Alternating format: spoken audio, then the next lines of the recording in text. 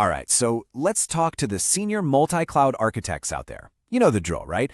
One minute you're designing these incredible, resilient systems across AWS, Azure, and GCP, and the next you're staring down a cloud bill that seems to have a mind of its own.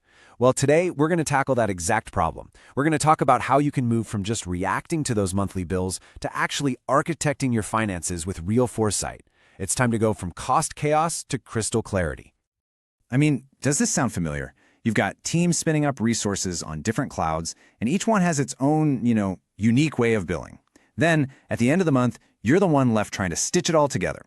It's this super reactive, kind of stressful cycle that makes any real financial planning feel, well, almost impossible. But what if you could flip that script? What if, instead of just looking backward at what you spent last month, you could look forward and actually predict next month's bill with some real accuracy? It is absolutely time to stop reacting and start architecting your finances with the same precision you bring to your systems. And that brings us to the big idea for this explainer, predictive FinOps. Think about it this way. Running your cloud budget based on last month's report is like trying to drive a sports car while only looking in the rearview mirror. Sure, you can see where you've been, but you have absolutely no idea what's coming up ahead. So what exactly is it?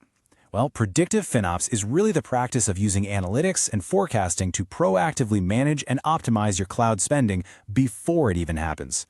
The key word here, the magic word, is proactively. We're moving from a defensive game to an offensive one.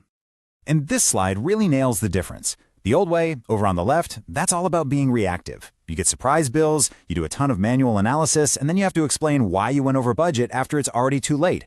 But the future, on the right, that's about proactive strategy. It's about using accurate forecasts to plan ahead and make sure your cloud architecture lines up with your business goals from the get-go. Okay, so this all sounds great in theory, but how do you actually do it? Well, the good news is you can get started with some really powerful tools that are probably already at your fingertips, built right into the cloud platforms you're using every single day.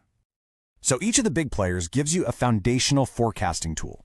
Now, they all have different names, right? It's Cost Explorer in AWS, Cost Management in Azure, and Billing Forecasts in GCP. But at the end of the day, they all do the same basic thing. They give us the raw data feeds that we need to build our predictive engine. But here's the thing. The real power isn't in looking at 3 different forecasts in 3 different browser tabs. No way. The crucial step is to bring all of that information together into a single unified dashboard. So let's just walk through a simple 4-step blueprint for how you can build one. Okay, first up, you aggregate all that data from those native tools into one spot. Second, and this part is absolutely critical, you have to normalize the billing models. What that means is you create a common unit of measurement. Maybe something like a cost per virtual CPU hour, so you're actually comparing apples to apples across all your providers. Third, you visualize those forecasts with charts that are actually easy to understand. And then finally, the most powerful step of all, you enable what-if scenarios. And this is where the game completely changes. Your dashboard goes from being just a reporting tool to a seriously powerful engine for making strategic decisions. You can now model the financial impact of your architectural choices before you ever write a single line of code. So let's play this out with a real-world example. Imagine your team is thinking about a big move, like migrating a whole fleet of VMs from x86 processors over to ARM-based chips like AWS Graviton. It's a complex technical call with some pretty big financial consequences.